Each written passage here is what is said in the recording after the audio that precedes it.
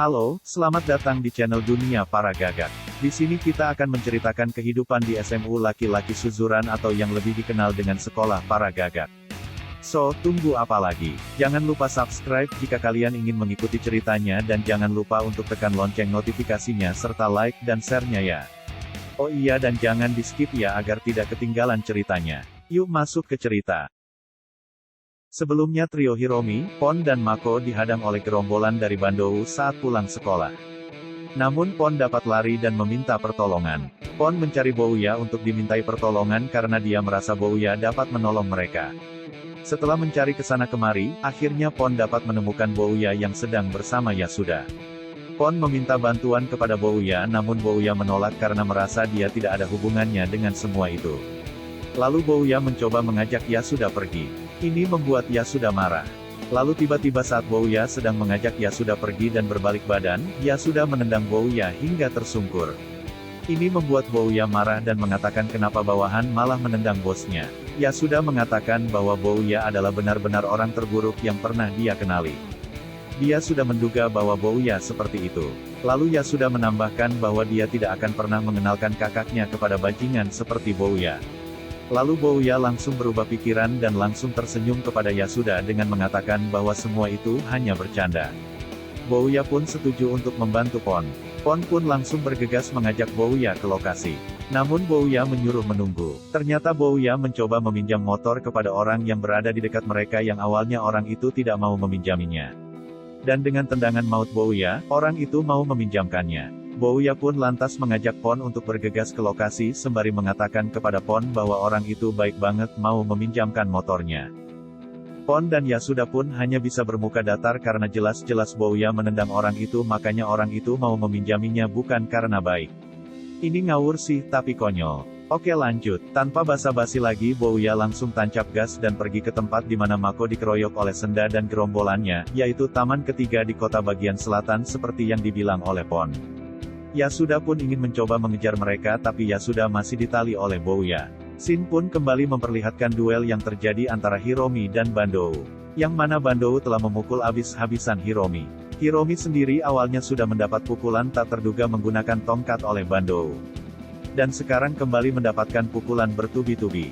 Bandou pun mengatakan, kau mengertikan sekarang, dasar kau berdebah sialan, itu menandakan bahwa Bandou tidak akan mampu Hiromi lawan. Lalu saat Hiromi sedang tersungkur Hiromi mengambil batu dan melayangkannya kepada Bandou dan mengenai pelipis dari Bandou. Setelah melempar itu, Hiromi menjawab, serangan mendadak atau tidak, daripada dihajar oleh banci sepertimu aku bilang, aku tak mungkin bisa jalan-jalan melalui kota lagi besok karena malu. Bagaimana kau dengarkan sekarang? Dasar tikus busuk. Bandou pun semakin marah dan akan melayangkan tongkatnya kepada Hiromi. Hiromi pun berteriak dan mengatakan memang sebaiknya orang itu menghajarmu sampai babak belur. Mungkin yang dimaksud orang itu adalah Bouya. Shin pun berpindah kembali ke Bouya dan Pon yang sudah berada di taman. Mereka langsung menuju kamar mandi di mana Mako dikeroyok oleh gerombolan Senda. Sampai di kamar mandi, suasana sudah sepi. Dan mereka mencari Mako. Saat sedang mencari Mako, tiba-tiba Senda muncul dengan mengatakan, kau benar-benar kembali untuk si tolol ini ya, sambil membawa Mako yang sudah babak belur. Hal ini membuat Pon marah dan akan menghadapi Senda. Tapi sebelum itu dilakukan, Bouya mencegah Pon. Bouya mengatakan bahwa biar dia saja yang akan menghajar si penjilat kamar mandi yaitu Senda. Bouya meminta Pon untuk membawa Mako ke rumah sakit. Senda bertanya kepada Bouya, kau yang kemarin kan, dasar pirang sialan? Bouya pun menjawab, asal kau tahu, aku ini super kuat, sambil nyengir.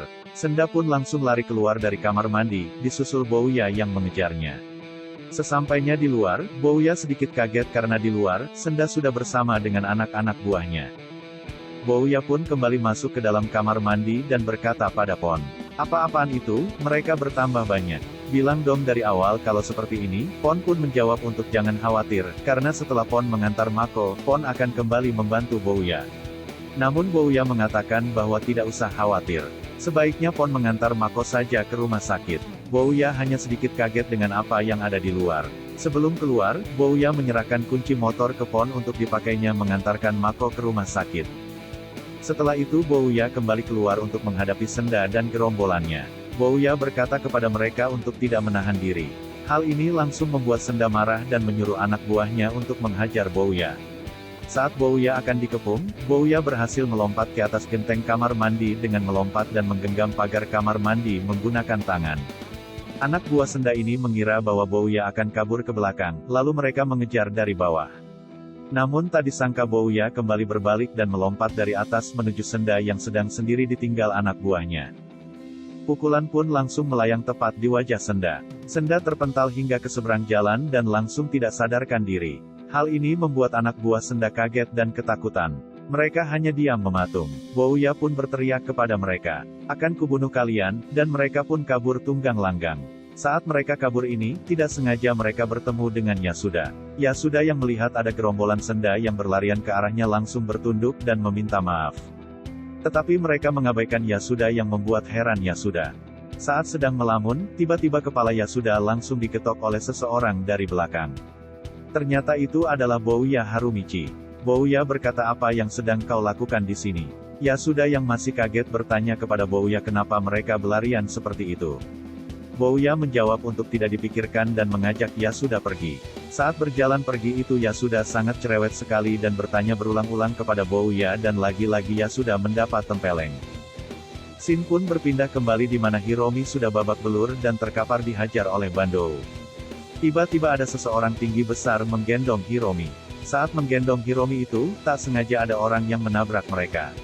Orang tersebut langsung berkata, "Hei, kalau jalan itu hati-hati dasar idiot, kau punya mata kan?" Sebelum benar-benar menyelesaikan perkataannya orang tersebut langsung diam.